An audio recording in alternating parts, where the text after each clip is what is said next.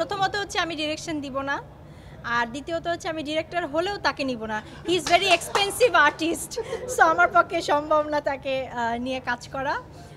আর এই তো, আর কি বলবো। আরে সবাই বলে চেয়ার নাকি সবাইকে বদলে দেয়, এটা আপনি বিশ্বাস করেন? চেয়ার নাকি মানুষকে বদলে দেয়, এটা তো আসলে কি বদলায় বা আপনি বদলেছেন কিনা?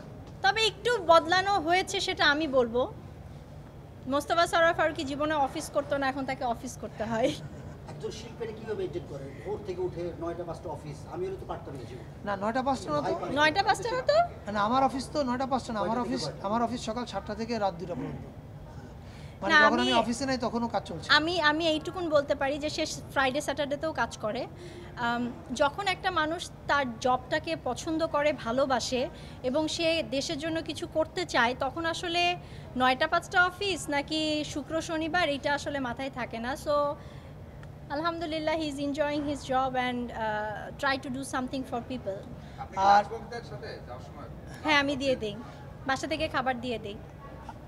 চেয়ার আমাকে বদলে দিয়েছে কিনা, কমন কিছু কথা হচ্ছে 840 নিয়ে আমাদের স্বপ্ন অনেক বেশি, আমাদের ফিউচারে আরও অনেক প্ল্যান আছে। এটা যত ম্যাস পিপলের কাছে আমরা পৌঁছে দিতে পারি সেই প্ল্যানই করছি, সেটা দেশ হোক, বিদেশ হোক, গ্রাম হোক, গঞ্জ হোক, যেখানেই হোক আমরা চেষ্টা করছি 840 সব মানুষের কাছে পৌঁছে দেওয়ার জন্য।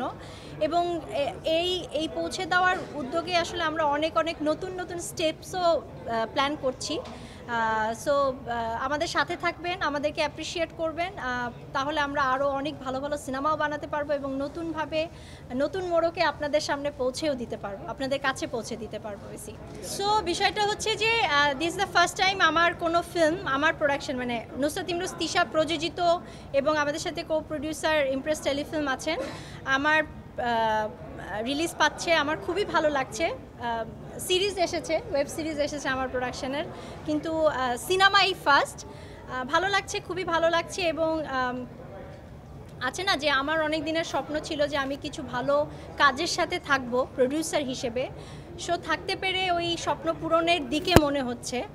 ফিউচারে যদি এটা খুব ভালো যায়, ফিউচারে আমি আরও সিনেমা বানাতে চাই, সিনেমা উপহার দিতে চাই আপনাদের উদ্দেশ্যে। সো আপনাদের দোয়াই প্রয়োজন আর কি, অ্যান্ড সাপোর্ট অবশ্যই। আমি অবশ্য মোস্তফা সরোয়ার ফারুকীর মতো এত সুন্দর গুছায় কথা বলতে পারি না। এক্ষেত্রে আমি মোস্তফা সরোয়ার ফারুকীকে বাহবা দেই, কারণ সে সাহসিকতার সাথে এটা বানাতে পেরেছে বলেই হয়তো বা সাহসিকতার সাথে আমি তার সাথে পাশে থাকতে পেরেছি।